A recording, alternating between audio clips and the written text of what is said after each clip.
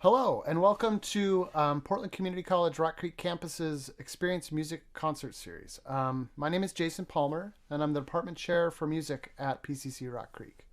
We're really excited tonight to have the amazing jazz piano duo of Randy Porter and George Colligan.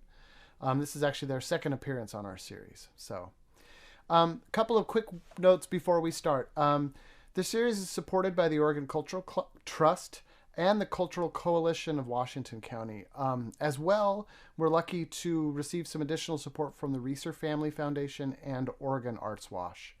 Additionally, I would like to give a shout out to our dean and other administration out at PCC Rock Creek for just all the support in making this series happen. These kinds of things don't happen without the work of a lot of folks, so thanks to all of them. A couple of quick notes about the series. Our next concert will be May 4th at 7 o'clock with the fabulous jazz vocalist of Rebecca Kilgore. And we're going to finish our season off this year with mandolin master John Reichman in a rare solo concert on May 18th. And this concert is actually at 5 o'clock. We feel really lucky to have John Reichman on the concert series. I don't think he does a lot of public solo concerts. So this is kind of a rare opportunity for those of us who are into the mandolin. If you want more information about the series, please go ahead and check our website, Experience Music Series. You can also sign up for a newsletter there, and you should be able to find it. Also, at this time, we are doing some planning for our fall and hoping to be back doing face-to-face concerts, which is very exciting. So keep your eyes and ears peeled for information about that. As well, we are currently raising some funds for some additional audio and video equipment with the hope that when we return to face-to-face concerts in our concert venue at PCC Rock Creek, we'll actually also be able to stream them live simultaneously. It seems like there's some folks that appreciate being able to see these concerts from around the country. So we're hoping to be able to do that in fall. If you look below your YouTube link, you'll see an option to donate to the concert series. So if you feel like supporting us, feel free to do that. Thanks so much for that. All of our concerts feature a question and answer at the end of the show. So Randy and George are going to play for about an hour or so, and then we're going to move into a question and answer. And if you have a question for the artists, go ahead and put that in the chat on the YouTube link there, and we'll be able to get those questions to Randy and George. So a little bit about our artists this evening. George Colligan, and I'm going to go ahead and read directly from this here. George Colligan is a New York-based pianist, organist, drummer, trumpeter, teacher, and band leader. He is known as one of the most original and compelling jazz artists of his generation. He was on the faculty of Juilliard School of Music as currently an assistant professor at Portland State University. We're really lucky to have George in Portland for the last decade or so. Randy Porter, meanwhile, has played internationally with many jazz greats, including Freddie Hubbard, Art Farmer, Benny Golson. Also, in demand as an educator, he teaches master classes, jazz piano, and jazz theory at Lewis and Clark College. So we're really in for a treat tonight. I think there will be a few surprises. And thanks so much for being here. And now I'm going to hand it over to Randy and George. Thank you very much.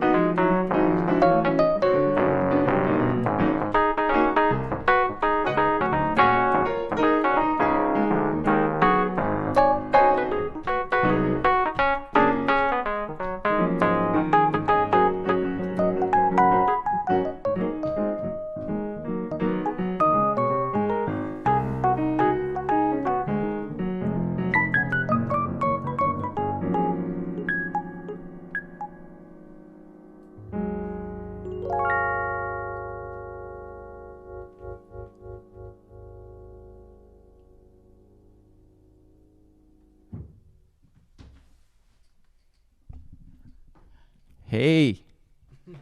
Now this is Randy, and that's George. And it is such a pleasure. Woo! Yeah, in spite of the sound of crickets, there is a lot of energy in this room, especially in that room over there. It's really a treat. I'm going to play a song by myself here, and then George is going to play a song later. And we've got a couple songs with Chick Corea in mind, and this is one of them. And this one's called High Wire, or The Aerialist.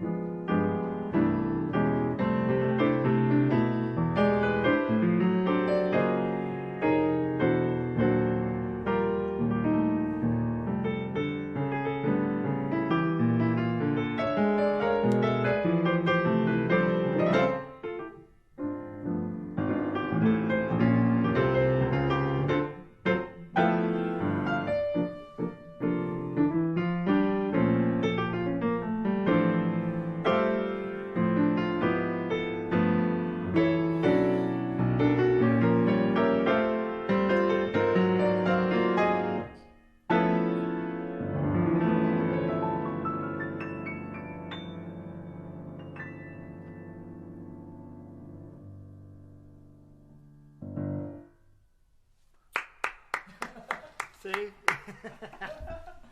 Thanks for the clap. Killing. What do we got? Oh, Falling Grace. yes. Steve Swallow. I've never met him or been in the Well, same it's funny room. you should ask, because I did meet Steve Swallow. I met him in a hotel in Italy, and it was him and Adam Nussbaum. I think they were touring at the same time, and Steve was super nice. Couldn't be nicer. Wow. I was like, well, I hope we get to play with sometimes. Like, yeah, let's play. You know? I mean, I think we traded an email or something one time about something, but super nice. And this is a wonderful tune, and it's kind of deceptively challenging. And I don't know why, but I sort of associate this tune with Berkeley. Yeah. I mean, I didn't go to Berkeley, but when I moved to New York, almost all my roommates were Berkeley graduates. So it's like I've sort of got the taste of it from that, you know. I think he had a fairly big impact on the real book back in the day, didn't he? Did he? Because he had quite a few songs in Yeah, there. yeah. Not in the bad way, not in like the mistakes of the real book, but in the best way because his tunes are in it. You know, there's a Steve Swallow record called Real Book. Oh, that's right, yeah. Oh man, it's such a kill. It's with DeJohnette and Mulgrew Miller and Tom Harrell and Joe Lovano. Incredible record. Yeah. Incredible. So I'm sure there's a story in there. Yeah, right. Yeah. I associate John Stoll, Hey John Stoll, out there with this song. Seems like something he would play. He plays it quite well, too. Yeah. All right. I'm going to let you start this out. Okay. We're not highly rehearsed. We're highly spontaneous.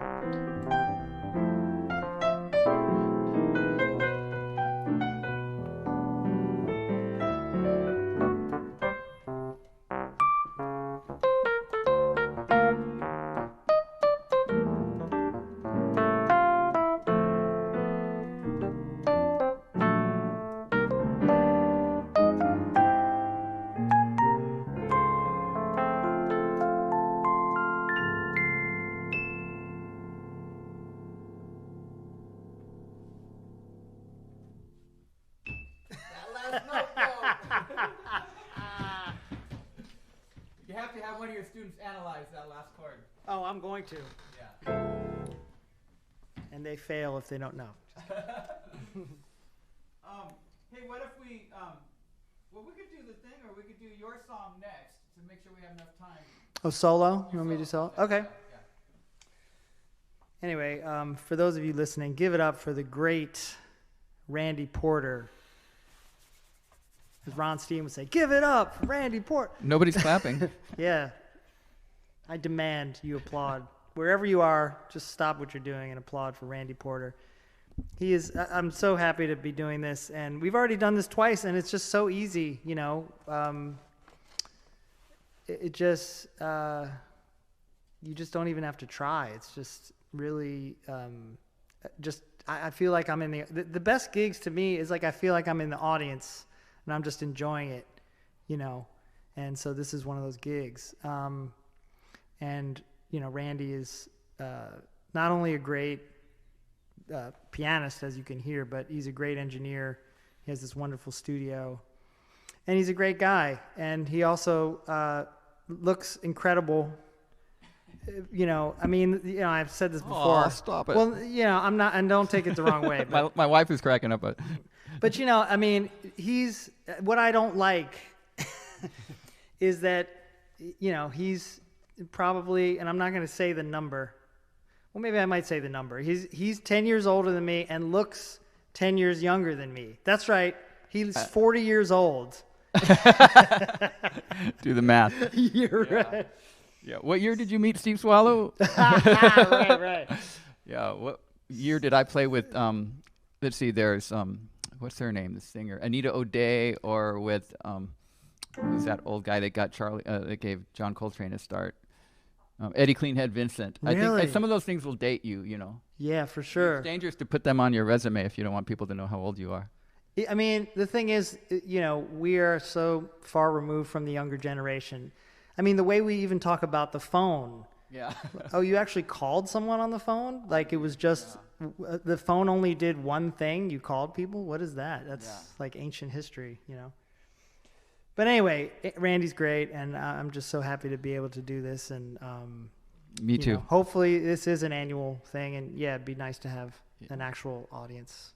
Yep. But you know, so I'm gonna do a little solo thing on the keyboard now, and that High Wire thing was incredible. I love that tune, song. Yeah, we both are fans of Echo of an Era. Yeah, Echoes of an Era is great. Yep. Lenny White produced that with Shaka Khan.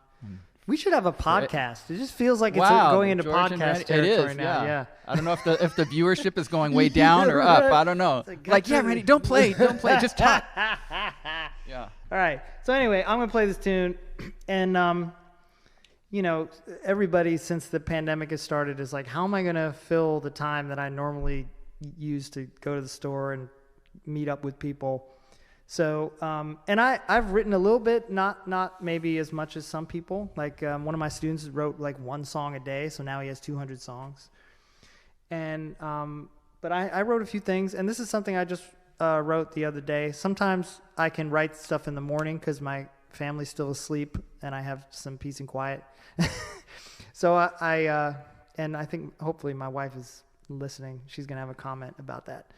But I wrote this song, and I just wanted to say this is I'm going to be playing this on a performance at the 1905 on April 26th, I think. It's a Monday, and it's the gig is going to feature this wonderful vocalist who's also a Portland State graduate named Jimmy Harrod, and he put lyrics to this, and really quickly. I sent it to him. I was like, maybe you might want to put some lyrics. And within an hour, he's like, here you go. Wow. And they were really good. So I'm like, oh, man. So anyway, but the title of this is Simply Living. Here you go. Simply Living.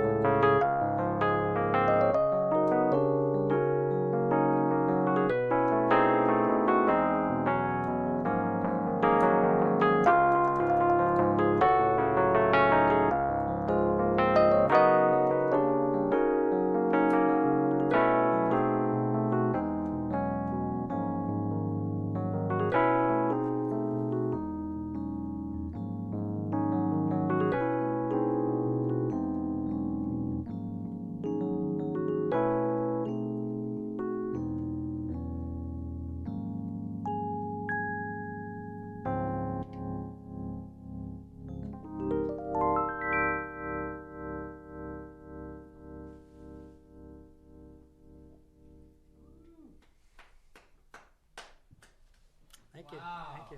That's gorgeous. Thank you. Thank you. Now I want to hear the vocal version.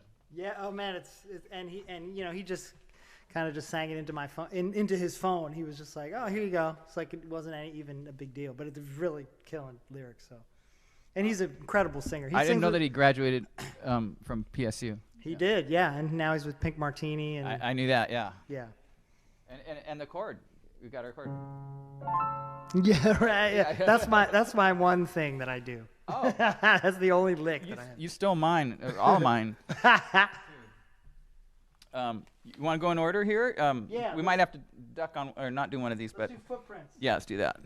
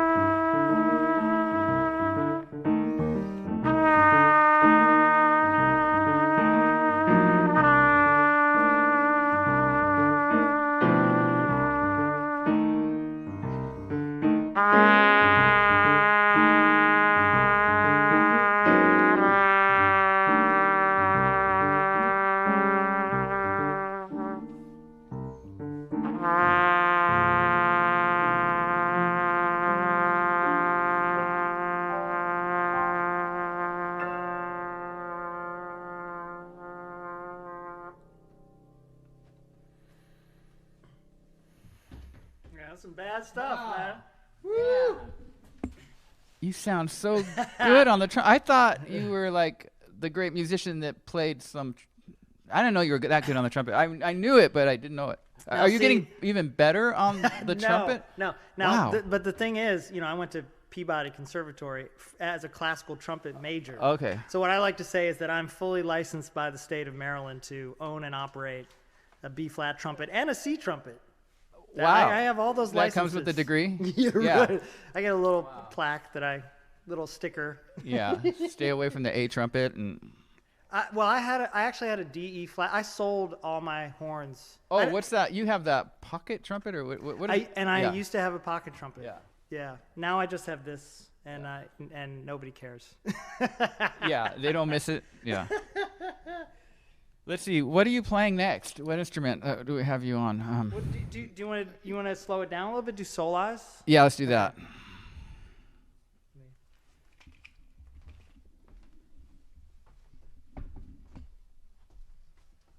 That room used to be, well, maybe it's still kind of that way, but playing wind instruments in smaller rooms can be a challenge. So George can't hear this right now. I was going to get his opinion on it.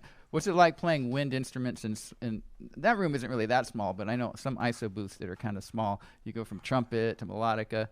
Well, this mic is really tremendous. Oh, so that helps. You feel comfortable. Is this a Neumann? Yeah, so 149.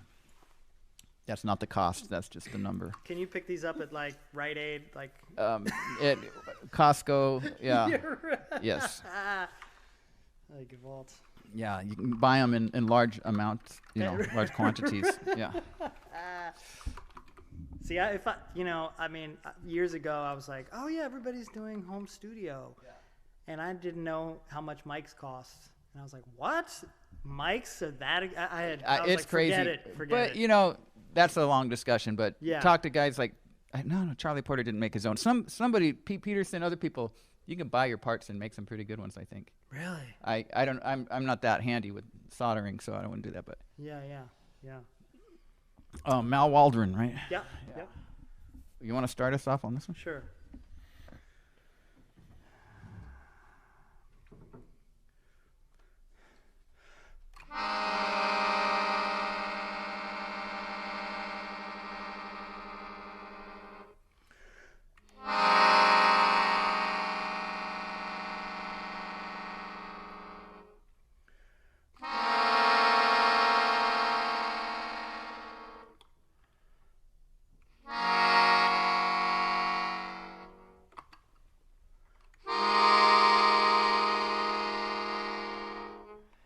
Ah.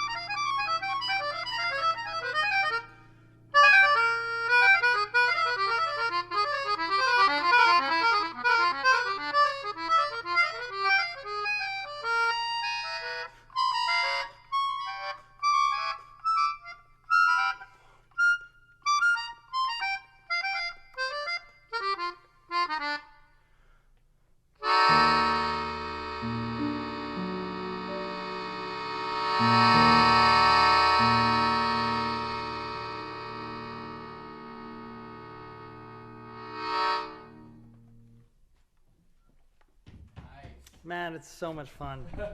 So much fun.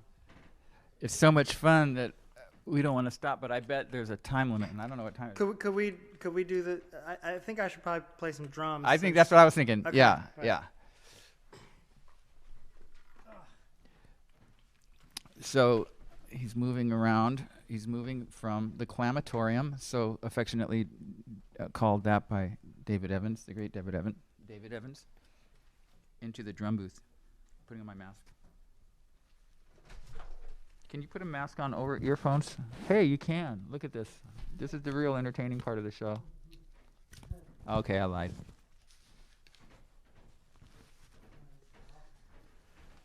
No headphones.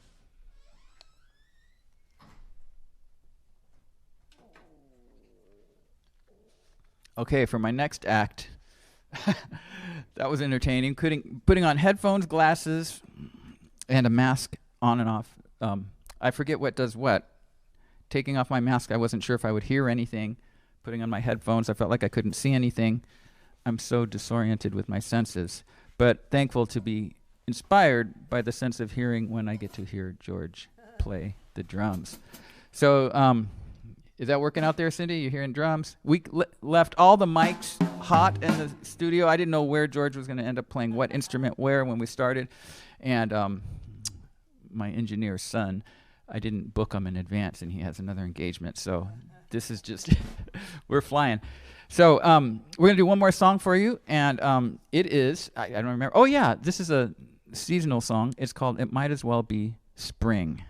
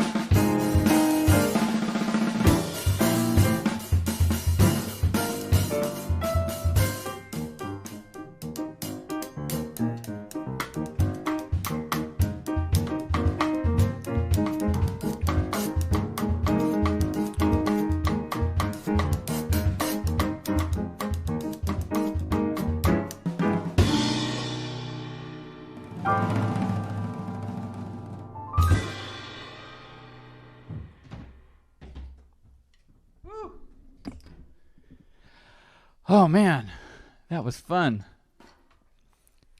I wonder if we should have you go back to the better talking situation.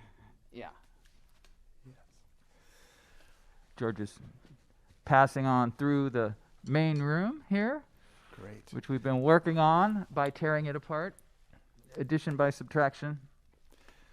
Yeah, and this is Jason. I'm going to chime in now from my location. Thank you so much, Randy and George. I think that now we're going to open it up for question and answer. So, unless you guys had another tune planned, I don't think you did. Is that correct? I think we are tuned out at the moment. Okay, cool. There's actually been a lot of activity in the chat, so people are just absolutely loving it. And there's, I'll start with the questions, although there's quite a few snarky comments that are well intentioned. Students. Yes, exactly, students. So one of the first questions comes from a local pianist named Harrison, who's a very fine jazz pianist in his own right, saying that two of his favorite jazz pianos are playing live here on the concert. His question was, and this is a common question I'm seeing throughout the chat, is how does it feel playing with two pianos, with only two pianos? What are some of the challenges and what are some of the possibilities of this instrumentation? All right, let's let George hear that question too. Give him 1 second. Oh, okay. Well, actually, I can chime in, but I gotta disassemble my mask and headphones here. Yeah, just give me a heads up when George has his phones back on. That's a good one. All right. I heard the question. Yeah. So, he heard it. Good. but is it the question is just how does it feel playing with two pianos? Yeah, basically the question is how does it literally that was almost exactly the way Harrison phrased it. What does it feel like playing with two pianos? Is that Harrison Richter? Exactly. Man, Harrison. But then he goes on to say, and by the way, he also identified the last chord of that one song correctly. Yes, so he could do that. So he asked about the unique challenges and the fun possibilities. I'll jump in right quick. With George, it's easy because we understand the components of it, and like somebody's on the low end, somebody's in the middle, somebody's up high, and we are juggling the activities, and so like we don't want to be redundant and do a lot of the same stuff. We overlap a bit, but so it's like he was saying, I totally agree. It's really easy with George because we can seamlessly go in and out of those different functions. Yet you hear somebody do it in a different way, and it's like, oh dang, it's time feel on the left hand is fantastic. What was that chord? So while I'm hearing things to respond to just in a more general music way, I'm also inspired by the way he does it. So yeah, that's kind of what it was like just now in real time playing. Yeah. I mean, it depends on who it is. I mean, but I think you could say that about anything, It isn't just, Randy's just a piano player. I mean, that's not what it is. Randy's one of the great piano players. So it's like there's a whole other level happening there. So that makes it easier. And I think, I would go as far as to say that, as a pianist, you tend to have a lot of experiences accompanying. So, but you also have experiences playing trio, solo. You have just those kind of different situations, whether it's rubato playing or playing in time, and just, in terms of how to accompany, some of it is having a solid foundation for time, but then also being a little bit movable. So you got to be able to play and listen at the same time to be a good accompanist. And so I think we've both had similar experiences of just playing with so many different people that do so many different things that you're laying for something different. You're not just like, oh, this is how I play. Mm-hmm. I mean, some people are sort of good at that. They're like, that's how they play no matter what. But when you accompany a lot of different people, when you're sort of like sideman for hire, you have to be flexible. And, so that's, I think both of us have just been trained to do that. It isn't really like, oh, we got to reset for this. It's like we both have had just, automatically do that for decades and decades. You know what I mean? And so it's a good question because of the density. There's so many notes that could happen at any given time. We have to thin it out a little bit. Well, the other thing too is accompanying. I mean, just as an example, I went to Peabody and there were a lot of incredible. I wasn't really even playing so much piano when I was there, but all the pianists there could play, Chopin etudes, till the cows came home.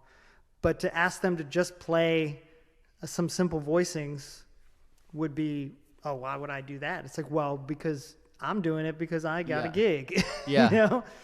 So sometimes it's simpler. Simpler is better. But people often like, I got to play a whole lot. And sometimes you got to play less. But it doesn't really matter the density. But if you're playing with, whatever it is, it's just you got to be playing with the person. You could also ask, Harrison, you could have just, asked Art Tatum, what was it like to play the piano? Because that's what it's like. I mean, hearing the ability of Art Tatum, it's like two piano players. Right, yeah. He had to decide what to play, and so that was a good one. Yeah. That was a good question. Yeah, great. What a wonderful answer. Let's see here. So we have a kind of a more smaller focus question here from Rachel. Question is, what are the most common modes used when soloing over changes in the real book? Are there some modes that are not often used? Okay, so this is a more specific theory question.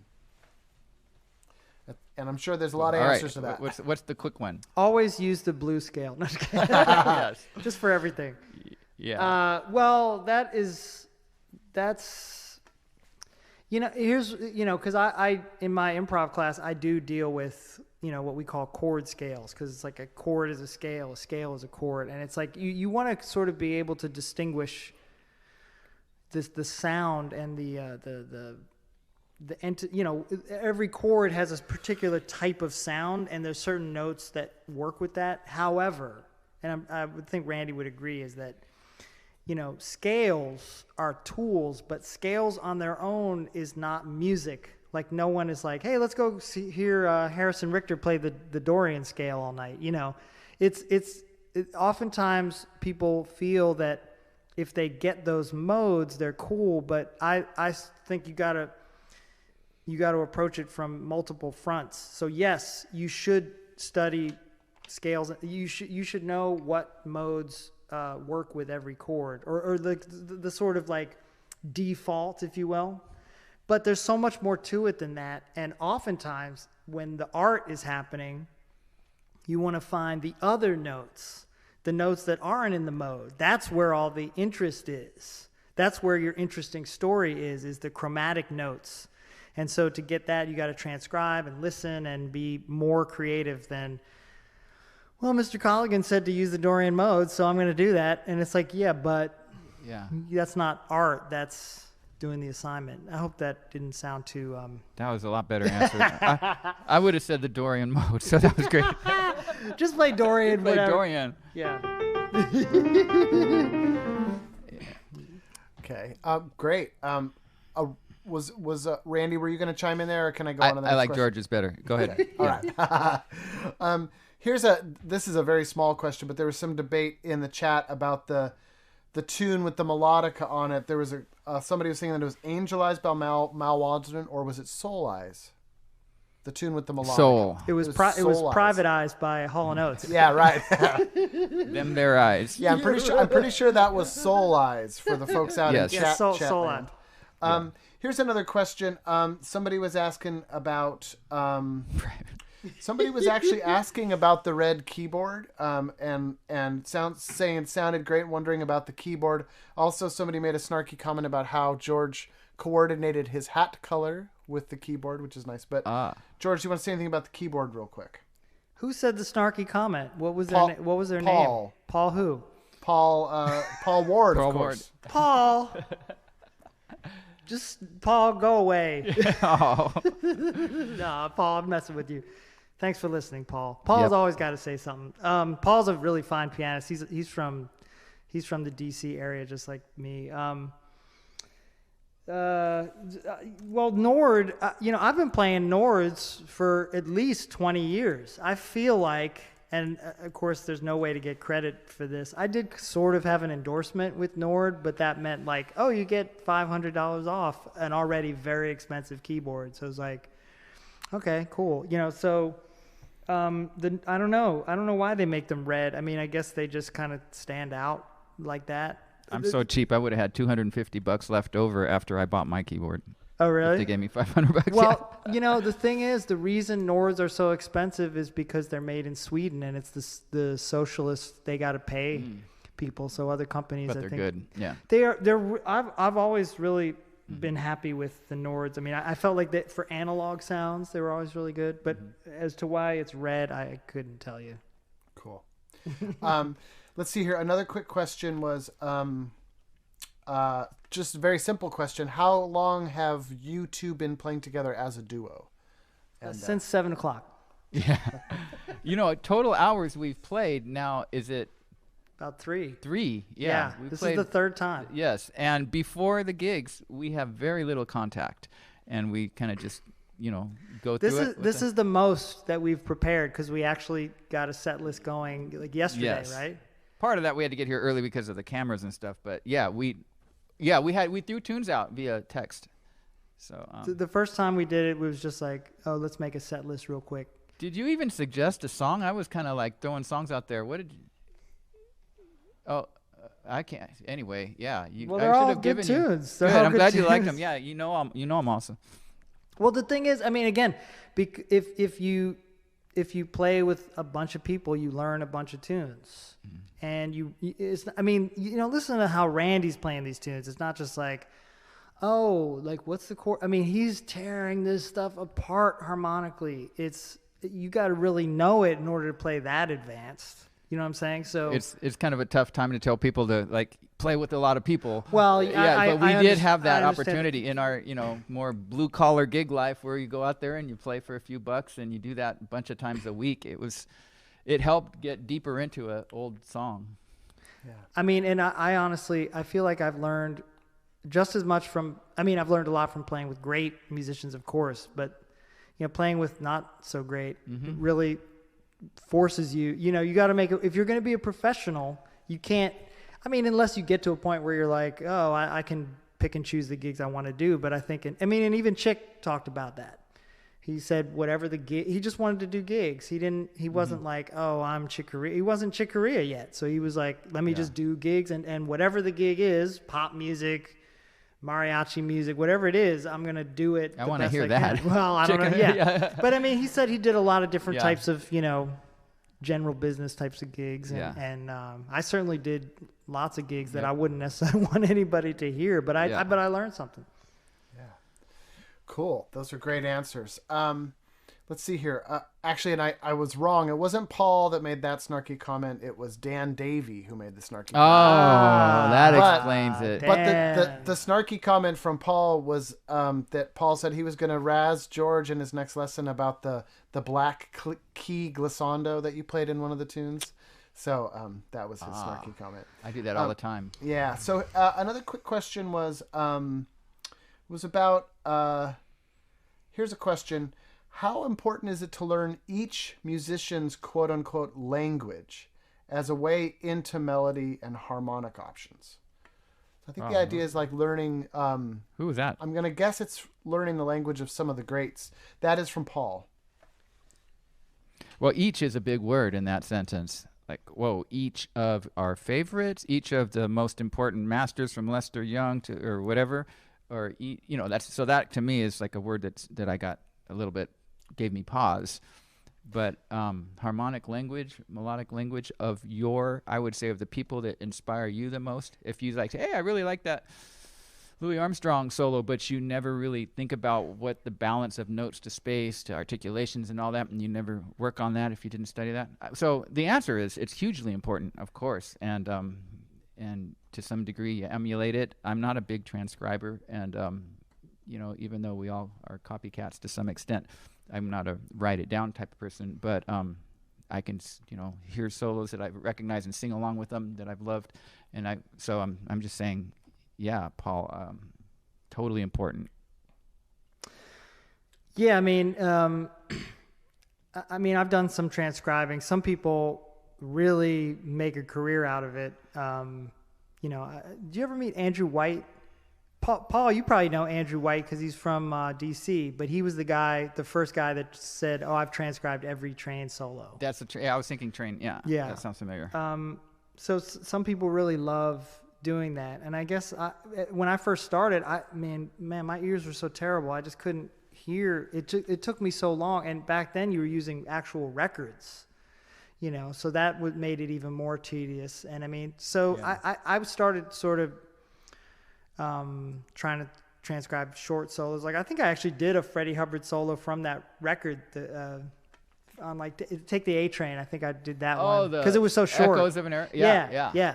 And so, you know, it's always, to me, I mean, I think you're kind of alluding to this, Paul. It's like the transcribing is for a purpose. I mean, is anyone going to go on a gig and play a transcribed solo?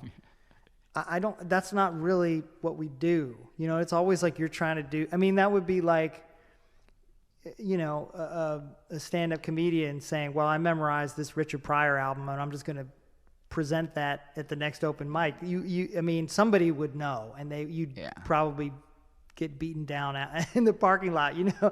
So, I mean, that's the thing. You gotta have your own version of it. And the cool thing too is to take things that somebody else did and change it and make it your own, you know? So. Cool. Yeah, those are great. That's awesome. Here's a little logistical question here. Somebody was asking about the tune after Randy's solo piece. So we're trying to remember what tune you played after High Wire. I believe, was it Falling Grace? Yeah. Mm-hmm. Falling Grace. Falling Grace by Steve Swallow. So that's a little question there. Let's see here. Here's another question from Rachel again. I know that Randy was joking, but is the major blues scale a good place to start in learning to solo? I've heard that it works over many genres of jazz besides blues. Was that me joking or George when he said play the blues? I think it was George, George that actually said, yes. Yeah, I'm Randy. Yeah, that's George. He's the young-looking one. Thank you. But I would... Oh, sorry, the question was, is the blues scale a good place to start? Yeah. It's a great place to start. And, you know, if you need a starting point, I would not want to stop somebody from doing that. Now, if you talk to maybe Barry Harris, I think he would say the major scale is start with the major scale. But I don't care where somebody starts. You know, I mean, personally as a teacher, if they're inspired to start in the middle of something and they're just totally in the middle, and they can kind of work, you know, that way and that way at the same time, whatever inspires them. So, yes, go for the blues scale. Yeah, don't get me wrong. I mean, that's how I started because I didn't know. I didn't know, and my you know, my band teachers, they were just getting stuff out of the Aebersold book, you know what I mean? But they also knew about some records. So that's the thing. Don't use scales as a reason to not listen. You gotta listen to the music, you know, not all day if you don't want to, but like you gotta spend some time listening to jazz. And again, I'm not saying necessarily transcribe, but at least for part of the day, like the listening is as important as the practicing. Yep. You know, it's like you're trying to learn Spanish, but you know, you don't want to actually listen to anybody speak Spanish. The sound is where it's at, you know, the communication, the actual doing it for real is so yeah, you know, the blues, but you know, maybe listen to like Son House or something, or Robert Johnson, you know what I mean? Or Bessie Smith, you know, if you want to just get the real, cause the blues, the whole ethos, it's a whole genre of music that has sparked everything in American music. Blues is what everything comes from. So yeah, so it is a good place to start. Yeah, I mean, as a scale, but it's not just a scale. It's also right. Oh, that's right. She said it's scale. got it's deeper than that. So yeah. But still, it's good. Cool. Yeah. So I think we've got a couple more questions here before we run out of time, and these are kind of specific to both, you know, each of you individually. Randy, there's a question for you about what did you learn or enjoy about your project with Nancy King, the Porter Plays Porter project? It's a question about that project and just sort of what did you learn from that experience? You know, as I was hearing you ask the question, I'm trying to think what is like an overall like thing that I really appreciated about that. I would say learn or just kind of remember is the individuals. Like the record is the combination of those people. So you got John Wittala, who's a close friend of mine, and the way he plays the beat has always inspired me. And you know, it's like even living in Portland with so many great players, I would bring them up for all my records. So I would say it's the people and their abilities and their sensibilities.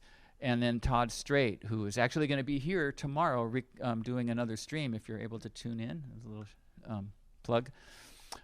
Todd is an incredibly, sensitive, like play along with what's going on, musician and also a good friend. So we play as a trio, and adding Nancy, she can play with anybody. And her personality, she has such a spark and inspiration, and doesn't need to rehearse much. I think we tried to squeeze in something, but she hears so quickly. So I would say what I learned from that project, be ready with some stuff to give people so that it's somewhat organized.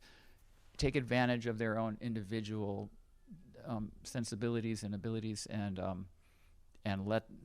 leave it open for that, and stay out of the way. There was one song that took a lot of work, but most everything just came. I mean, it was because it was a song I wrote and she didn't know it, and we were going to just say, oh, we'll just bail on it. And then she's like, no, I want to get this, and she stayed after people left, and she worked on it until she learned the lyrics in a different melody, and I thought she killed it. So individuals and getting together and making your own, making it work as a group. That's sorry, that was so long. Go ahead, George. No, that's a great question. That was really great. You're so lucky to get to work with her. I mean, I guess you've been working with her for it's harder decades. now. Yeah. Well, I've only played with her twice. Once was just a couple tunes at Portland State. We had her as a guest, and then we did a weird gig out on a riverboat. Oh wait, okay. It was just a random thing that we did duo. But your thing, I thought you were going to say the thing that you put together in the church. Oh, that's right. I forgot about that. Yeah, that's right. Yeah. We did just a couple songs on that. Yeah. But we did a couple duo songs at Portland State, which was really cool. And the thing that I noticed, and I don't think I've really had this experience before, but it seemed like she was listening more to me than I was listening to her. Like she just went with everything. Like her ears were just, I was like, God damn, Yeah. It's really quite incredible, Yep. Yeah, it's like, is she reacting, or is she actually psychic, or how is it? It that she's almost doing seemed the like right she thing was at the- psychic. Yeah. And she's so creative. She's such a, amazing. Great. Cool. So I'm just scanning here for questions in the chat here. One little question was for George specifically. George, somebody was asking if you and Carrie are going to continue your Driveway concert series this summer. Yes, we are putting that together now. It's the pandemic is still in effect, although there's, bright spots. It seems like things are kind of opening up and people are getting vaccinated and so forth. But, the outdoor venue thing, Carrie really enjoyed doing it, and I certainly enjoyed doing it. And I think the people that came were just like, hungry to actually go see some live musicians. So, we're trying to do it, and we're putting stuff together now. So yes, we're definitely going to do it. Cool. Well, I just want to kind of finish off by thanking both of you for being here. It was just, this is always the highlight of my year, getting to watch the duo concert that you two put on. Just for the audience out there, of course, both Randy and George have websites where they're updating constantly with their performances and chances to catch them. And even though it's still pandemic times, there are opportunities to see both of these folks play. So please keep your eyes peeled. Also, obviously, if you want to check out the Experience Music series, we have our own website with some upcoming events as well. So, live music lives. It's weird times for musicians in general, but I think if we can all keep our chins up and keep supporting the music, it'll stick around. So, I just can't thank these guys enough for playing. It's just kind of intimidating just hearing them play. It's so unbelievably what they're doing. So we want to just thank them very much, and thank you all for being here. I'm wondering if Randy or George have any last comments you want to make. Thank you, Jason. Thanks, Jason, for putting it together. Yeah. So, same time next year, I'm free. Anthony and Pam, thank you for putting thanks. this on. Thanks, Pam. Great. Cool. Well, thank you, everybody, and we will see you for Rebecca Kilgore on May 4th. So thanks, everybody. Woo-hoo. Good night.